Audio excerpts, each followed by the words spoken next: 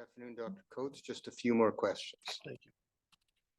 So continuing on with, we were discussing the move from imperial authority to local authority in terms of Indian affairs, remember?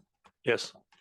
And so one of the themes of your report is that the Anishinaabe were looking at the highest level of government possible. And here I'm looking at slide 51. Is that correct? Correct. I'm referring here more generally than that, but yes.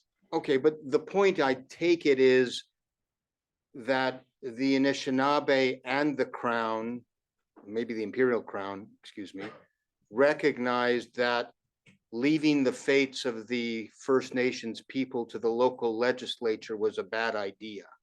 Is that what you're talking about? You're in a transitional period here with the UPC, because initially, of course, the Imperial Crown was still very heavily involved in 1841. Yes. And then they withdrew, as you described earlier, withdrew in stages. After 1860, it's very much now in the hands of the UPC to manage a lot of those relationships. Right, but the idea that I thought you were trying to convey, and maybe I misunderstood, was that one of the issues that the participants to Confederation in 1866, 1867 were facing was putting Aboriginal issues, Indians and lands reserved for Indians, under federal control, because you would be concerned about leaving their fates to the hands of the local legislature. Did that play a role? I think that was what I would say is there was not a lot of huge discussion about this point, as you know yourself. Yes. And as you said, so it was not something that was discussed at great length or debated. The colonies / provinces were not agitating for more of a role. It was more on the line of course, the federal government will do this. It was a logical sort of extension from the Imperial Crown to UPC, but then also to Canada as a whole. But you're familiar, I take it, with the Bagot Commission report of 1844? Yes. And you're familiar with the writings prior to 1850 about the concerns that the imperial government had about leaving the fates of the Aboriginal people to the local legislature? Yes. That was expressed. It's not just my thinking. It was expressed by people it was expressed by government officials of the day in the Bagot Commission. Agreed. And yet we see by 1860, the Imperial Crown has, this is maybe a pejorative term, maybe you agree with it, they had abandoned the Anishinaabe to the local legislature by 1860. Would you agree with that? I wouldn't have used the word abandoned, but they certainly had passed on the responsibility. But the very concern they identified in the Bagot Commission report of the problems of leaving the Anishinaabe to the will of the local legislature, they allowed to happen by 1860. Is that fair? It is fair, and it's part of a general broader withdrawal of Britain from its relationships in British North America. So what does that tell us about the importance to the Crown of the relationship with the Anishinaabe? The Crown here being? The Imperial Crown. Imperial Crown. They still had the outstanding obligations under the Royal Proclamation. They were still there at a high level, but that as the administration of Indigenous affairs unfolded in the 19th century, it became far more marginal in the life of government of the day. But did you see anything in the historical record that where actors from the Imperial Crown suggested that we are doing a disservice to the Anishinaabe in allowing this to happen? With reference to the Anishinaabe, not at all. I've not seen that. I didn't see anything where any government official from in the Imperial Crown um, uh, thought that their relationship with the Anishinaabe was so important that they should not allow the local legislature to administer Indian affairs. Would you agree with that? I would agree.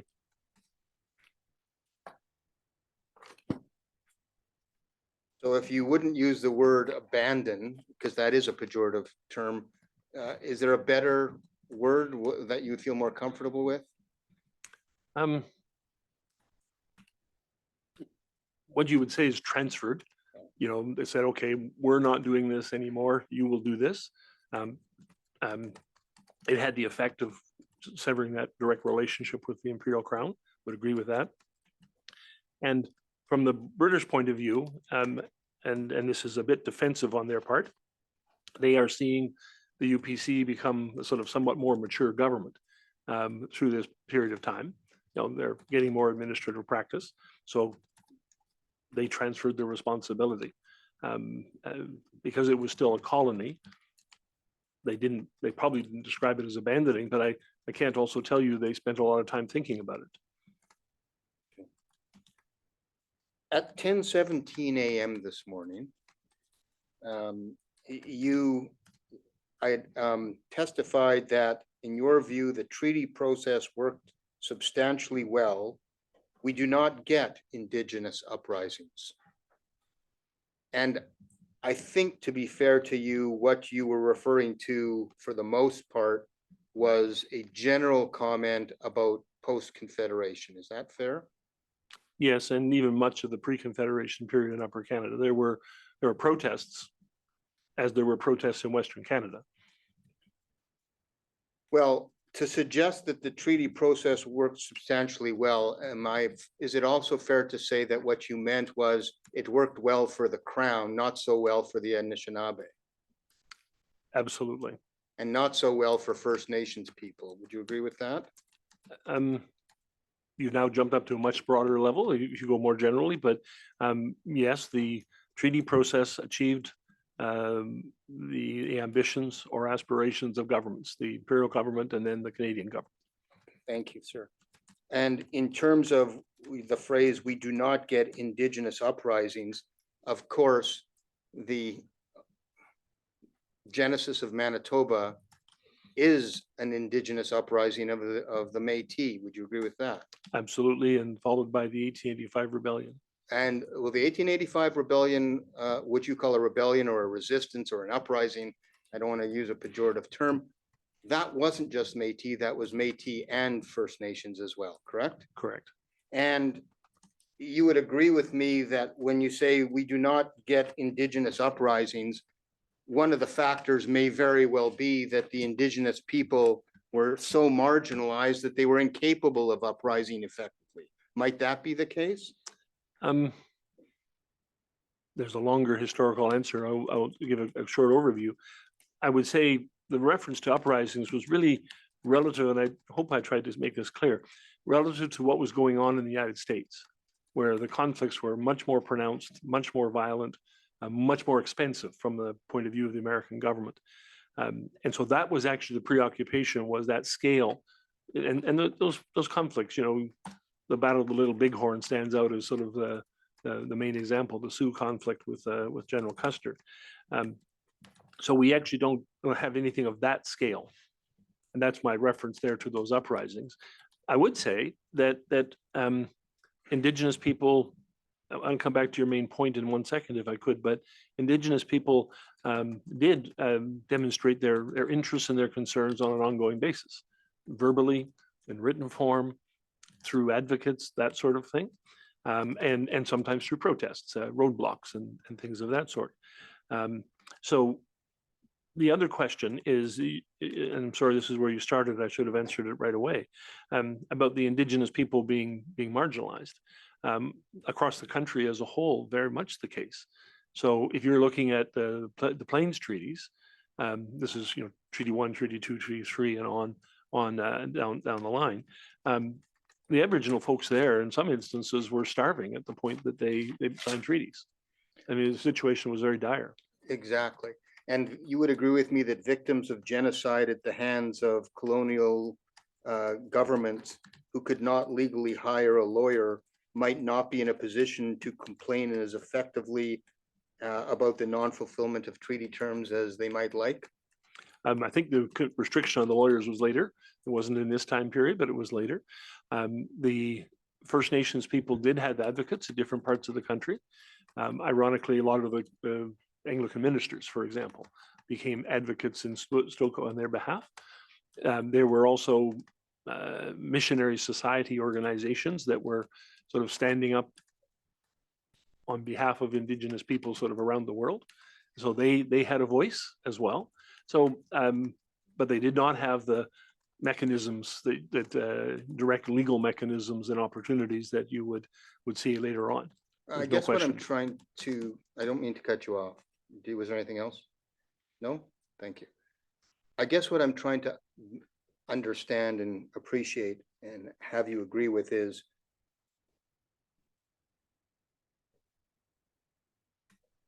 First Nations peoples in Canada were victims of genocide at the hands of the colonial of the Dominion and colonial and provincial governments. Would you agree with that? So not really sort of wanting to disagree with you.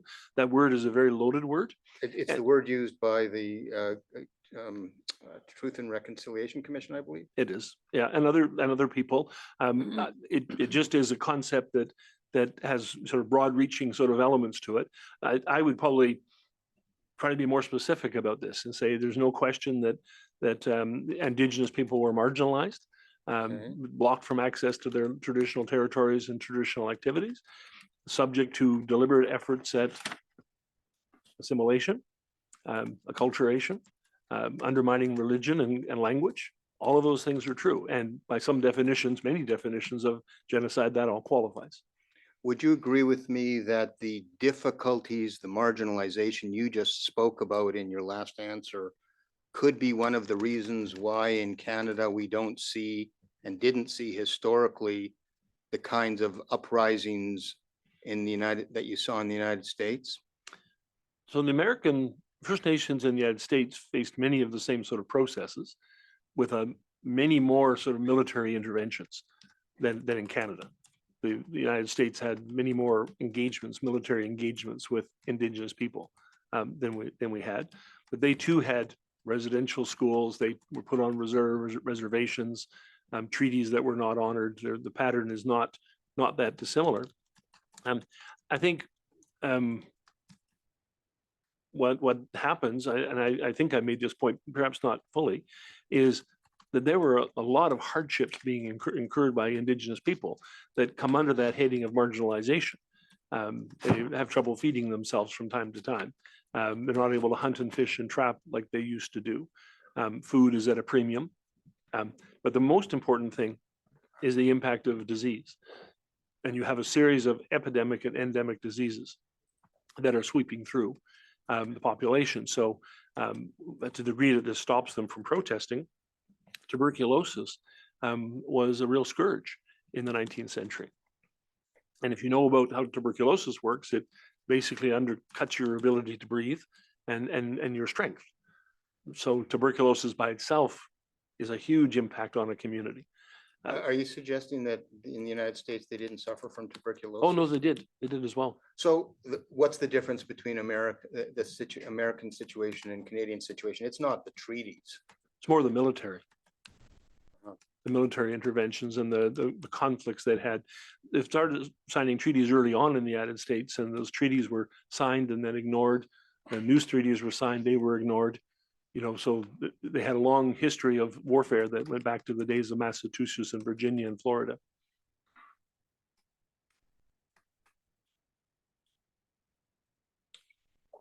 At slide 56 of your demonstratives, you make the point at bullet 2 that after Confederation, the treaty annuities were capitalized and the sum of 88,000 was incorporated into the debt of the UPC. what you meant to say there is that the first 500 pounds on the Superior side and the 600 pounds on the Huron side were capitalized. Correct. You don't, this bit about capitalization after Confederation was not about any other additional sums which were later capitalized. Correct. And I think perhaps the final question I would go to has to do with page 94 of your report. At page 94 of your report, you, in the second, the first main paragraph, starting with the word annuities, and I'm going to read it for you. Annuities play a critical role in Government of Canada Indigenous relationships. Treaty days continue to be held and the payments are made annually. These are highly symbolic events designed more to recognize the important relationship between the First Nation and the Crown than to provide income for the First Nations people. Now, that statement is a generalization across Canada, correct? Correct. In fact, you would agree with me that this treaty, the Robinson Superior Treaty, is very much about providing income for First Nations people, correct? It had those elements right from the beginning. So it is not just symbolic. It is very much financial. Would you agree with that? Yes.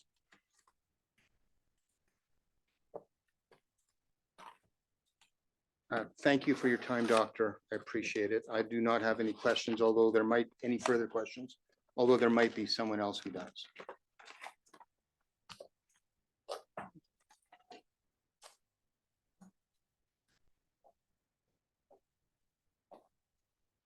Good afternoon, Your Honor. Daniel Gouge on for the here for the Big Dig on First Group of First Nations. We don't have any questions for this witness.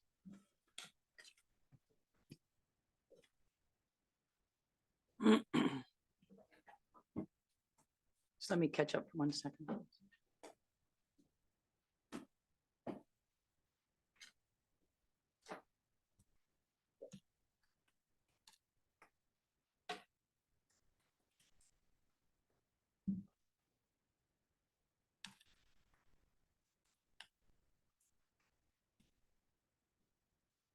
Just 1 second, sir.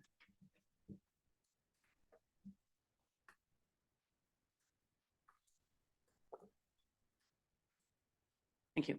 No, no, Ontario doesn't have any re-examination for the witness.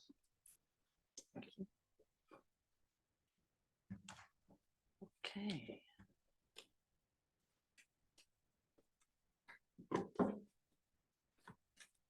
I'm just going to dismiss the witness. Professor Coates, it's possible you were here earlier this week when I did this, but I want to say, and when I say this, I believe I speak for everyone involved in this trial. We are very grateful for your contribution, your expertise, your time, your effort. We all recognize the inconvenience, but it is very, it's an important trial on an important matter. And we appreciate all that you bring to it, what you have brought to it. And for me in particular, I am very grateful for the respect that you have shown the process. Thank you. It's been an honor.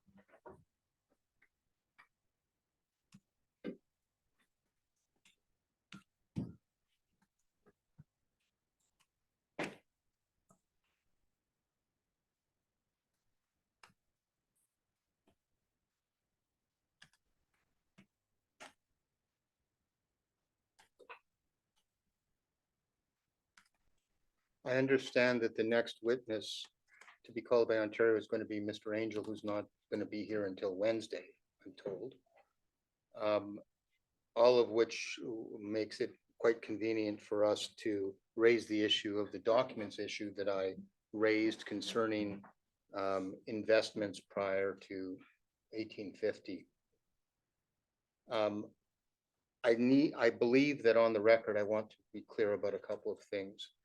I start with the proposition that all that is logically probative of a fact and issue is relevant, and that all that is relevant is admissible unless there is an exclusionary rule.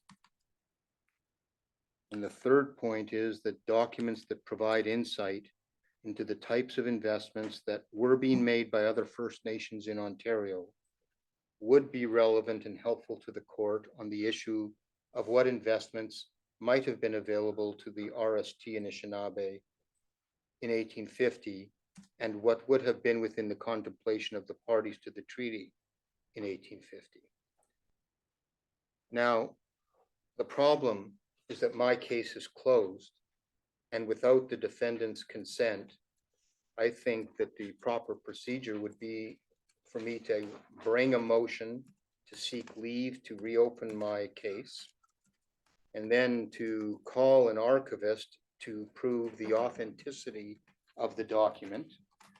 And then once the authenticity of the document is proven, we would then fall back upon the agreement as to authenticity and admissibility. That is, in this case, sorry, it's right here.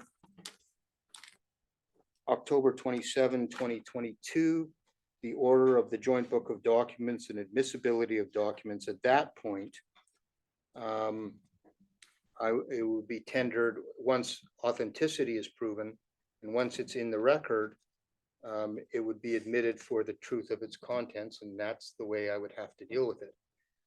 Now, I have been advised by my friends that they don't have an answer as to whether they will consent.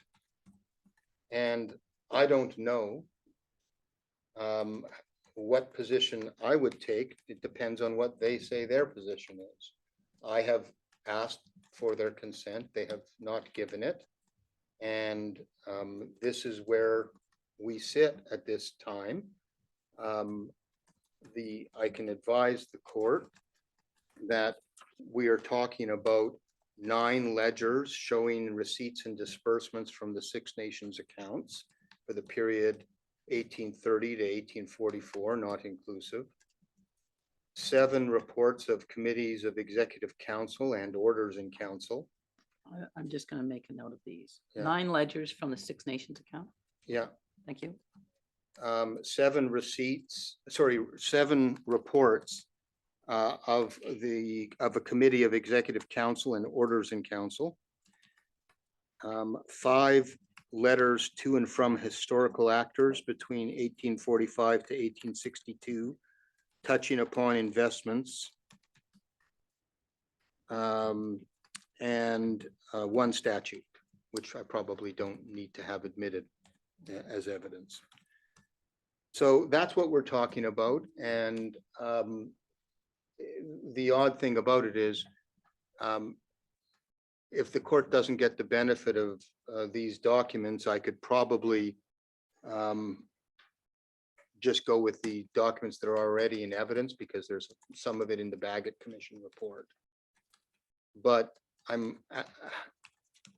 here's kind of my role as an officer of the court. There are documents that I have discovered, and you might remember that these were discovered belatedly by me through reading Mr. Angel's draft report, where he discloses reports that he authored over which Canada is claiming privilege, which one might argue, if I ever get there, I would argue that the duty of disclosure upon the Crowns, they should have disclosed those documents if they knew about them, rather than leaving them for me to find. But if the task of counsel is to make sure that documents that are relevant are available to the court, I'm doing that. And I'm disclosing them as soon as they became available to me, to my friends. I'm suggesting that they can be admitted for the truth of their contents. I believe I've gone to the trouble of providing copies from the archives. My friends have not consented yet. And that is where we are left. I do not believe I would I would dare to speak for my friends. I'm sure they're gonna about to stand up and tell me why I've misunderstood something. So I Just to be clear, you do not have a negative response to your request. well, initially I for- did, Yes. but then I received an email last night saying that no decision had been made by Ontario. I will let Canada speak because I think Canada had said no, but then I'm not sure if Canada has changed its mind as well and to a maybe. But here we are. I'll let them speak for themselves. Thank you. And it's a balancing, I suppose. So what's the bottom line in what you are now asking? You say if without consent, you are in the position of I have to bringing a motion? I would have to bring a motion, but you know, the fact of the matter is I've already got evidence that on the issue that is perhaps clearer than the evidence I've uncovered. Let's put it that way. Oh, Like the information I've discovered is not necessarily stuff that I intend to rely upon. I felt it my duty to advise the court of these documents. And my friends don't want them in. That's okay. We can go with that.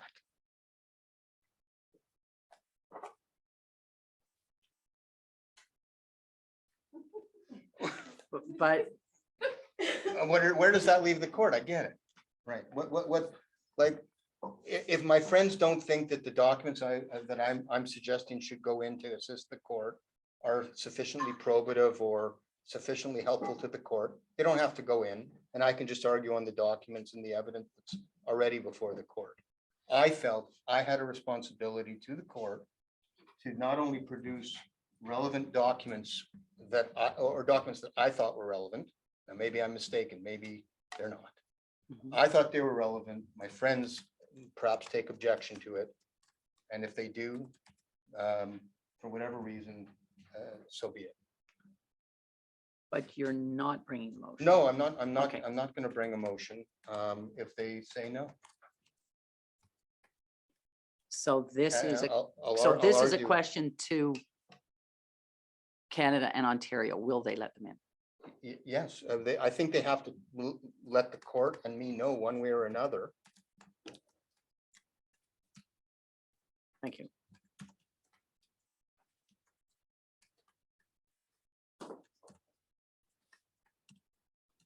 Ms. Evans, you're up. Your Honor, Mr. Schachter noted that the response he had received, at least from Ontario, was that they were still considering it.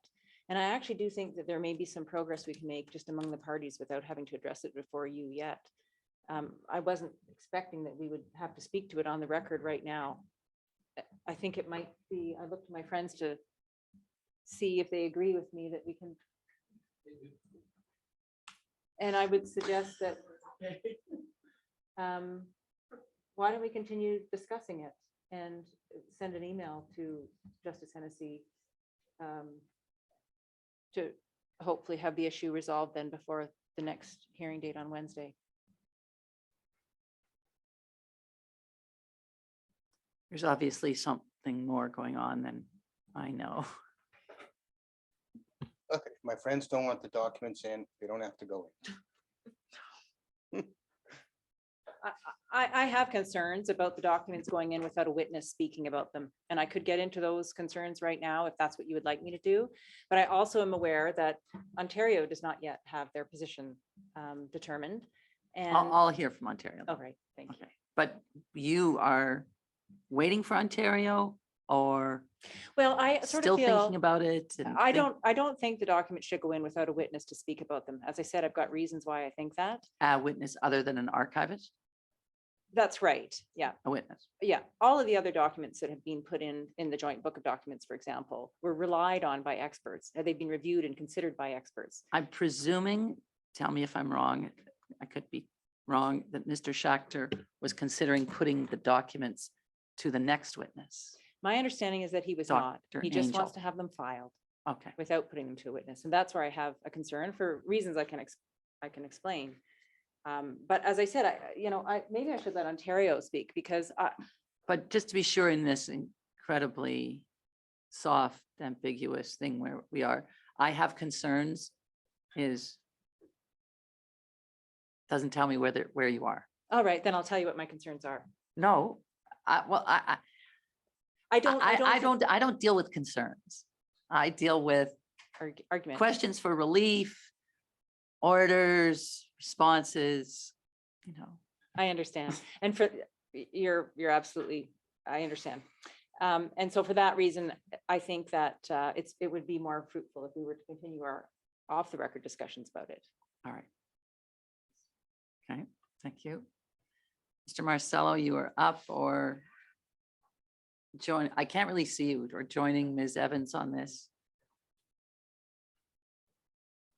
Yeah, we have a okay track record of working stuff out. Why don't we, instead of thrashing this out in front of you, why don't we see whether we can land it? And if we can't land it, then we'll have to thrash it out in front of you. But I mean, I told my friend yesterday, I thought off the record, that the answer for now was no, but we needed to more carefully consider this, and I would give him a position. And so I'm a little disappointed to hear it's made to sound like we've said no, when what we've said is, this is under advisement. We're considering our position, and some people with whom we have to consult are in transit and do forest fires and things like that. So we have not landed a position. I'm not saying we're going to consent, but I did make it very clear that we hadn't landed a position. We'd like more time to do that. I think we're going to be able to say what our position on this is very soon now. We've continued to try and work out it in the time available to us even today. So I don't want to, I should talk to my friend, Miss Evans, about this. I think we can talk with our friends opposite as well right now. But I don't think, if you want me on the record, I'll go on and I'll tell you where I think this is going. But I don't.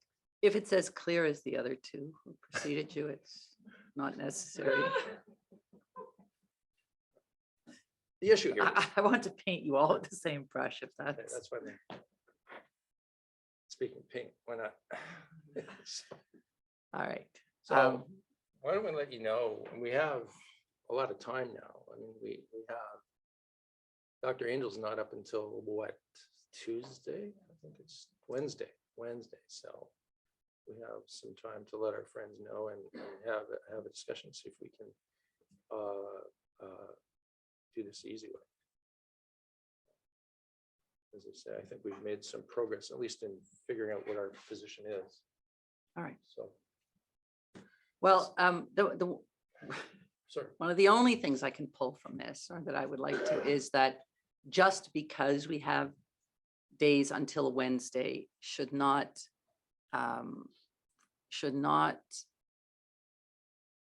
empower you to take until Wednesday at 5 to 10 to pass your response on. You have not shared my to-do list with Your Honor. I Ditto. don't want to take a long time either. So. Yes, so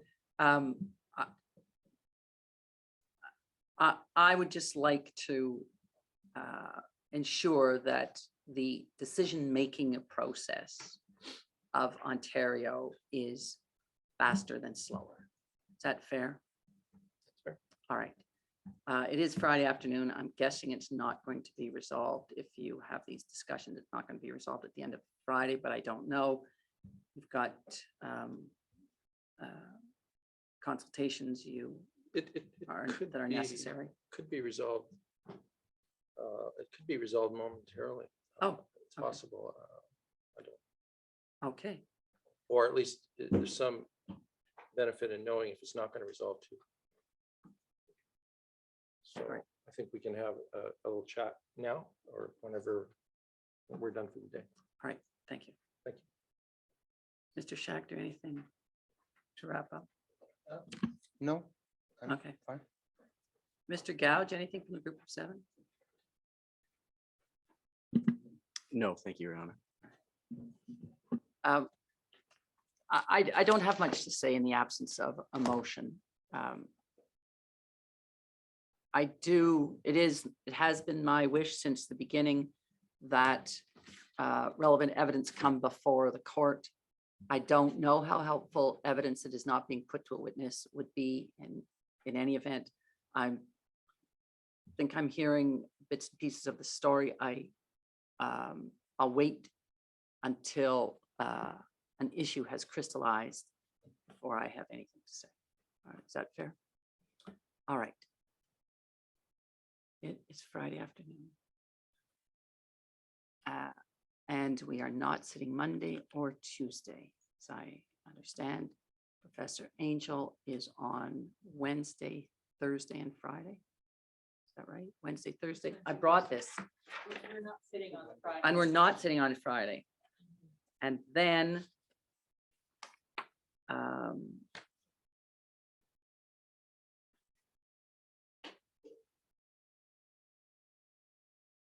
we reconvene Monday, the 19th for Ms. Jones. That's right. Skip a day, skip 2 days, and then Ms. Jones 22nd, 23rd, and 26th. Right. And is all that time necessary? Do you know? Do you know if the 26th is necessary? At this time, Your Honor, we do believe it is. Okay. I should also note that I will not be able to participate on the 22nd, 23rd. So if there will be cross-examination of Gwyneth Jones, it'll have to be on. That's another reason to keep that. You say if there is cross-examination, are you suggesting that if it would be Canada's turn on the 22nd or 23rd, one of those days would not proceed until the 26th? I think you could put it that way, although I think my friend has just said that they believe they're going to need the full 3 days. And I think she's scheduled for 3 days. Or even, yeah. So 1, 2, 3. What's your best estimate, Ms. Barclay? I do believe that yes is the short answer. We Okay, had planned to be in direct with Ms. Jones, certainly on the Monday and the Thursday. There's a possibility we would be done by the end of Thursday or early Friday, and cross would ordinarily proceed, but I'm hearing from my friend that she's not available that day. okay. So please make sure to share your schedules so that everyone knows. All right. Is there anything else I can do for you? All right. It's a long break. Stay safe, stay healthy, and we'll see you back here on Wednesday, the 14th at 10. Pardon me? I'm just jumping ahead 6 more days. Oh, at 10 a.m. All right. I mistake. Oh yay, oh yay, oh yay, the sittings of this court have now concluded.